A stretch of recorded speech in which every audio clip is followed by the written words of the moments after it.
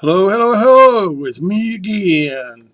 This time, since we're doing a story time, I decided to be in my jammers. Welcome to the video. Oh boy, let's see.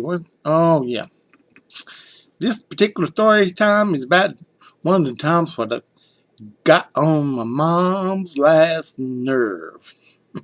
Which, growing up, me and my brother did quite a lot.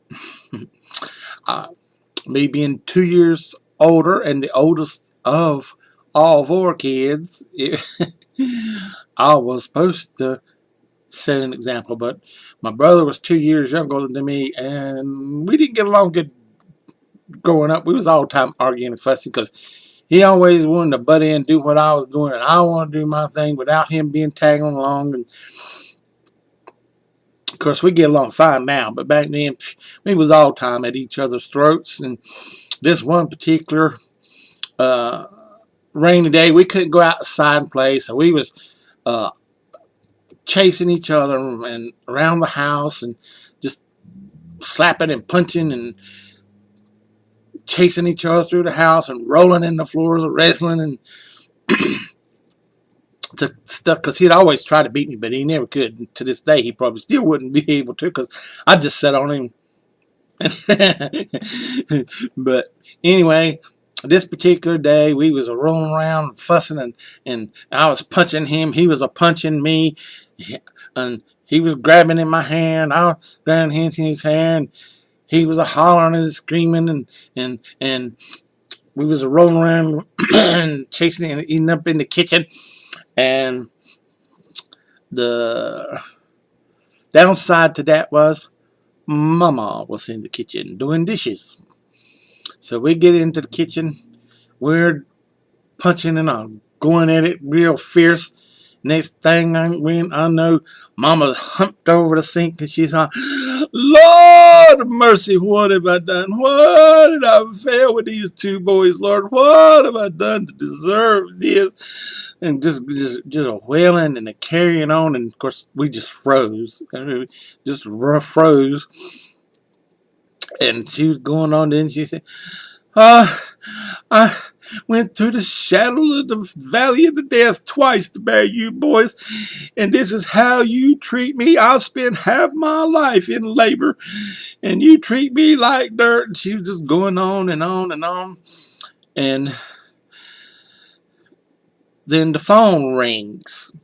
Of course, back then we had a party line, so you had to count and listen to figure out the ring whether the call was actually for you or not before you answered, which a lot of times that was fun, answering other people's calls and listening to them, holding down and picking up and listening without them. But anyway, so she was a wailing on, but at the same time she was a listening for them rings. And while all this was going on, I was just praying that, please, Lord, don't let that be Daddy. Please don't let that be Daddy. I'll be a missionary. I'll go wherever you want to, but please don't let that be Daddy on the phone. Please, please, please, please. And once Mama knew it was our ring, she goes over to the phone, picks it up, and says, "Hello." And I never figured out how she just went from bawling her eyeballs out to just a pleasant, gentle voice, just like that. I never have figured that out. But that was Mama, and that was one of the days we got on her last nerve. Uh, but them were still good old days. When it wasn't raining, we could go out and uh, play till the street lights come on, not have a worry. We used to drink out of the garden hose, no problem. We shared soda pops right out of the bottle with our friends, not thinking anything about it. And yes, back then they were in bottles, not cans. And one of the other things we always used to enjoy during the summertime was a watermelon eating contest. Just slice that sucker up and everybody grab a chunk and just go at it and see who could spit the seeds the furthest. And boy, you'd have the juices dripping all day down. Of course, most of us guys, we'd take our shirts off so we wouldn't get messed up and be fussed at by our moms, and then have to take a wash rag and clean up after and put our shirts back on. Or a lot of times in the summer, we just run around without a shirt. And not even sunscreen back then. We didn't think about stuff like that back then. But anyway, that was I guess that's my story time for this time. One of the days when I got on my mom's last nerve. I hope you enjoyed it, and you have a good day.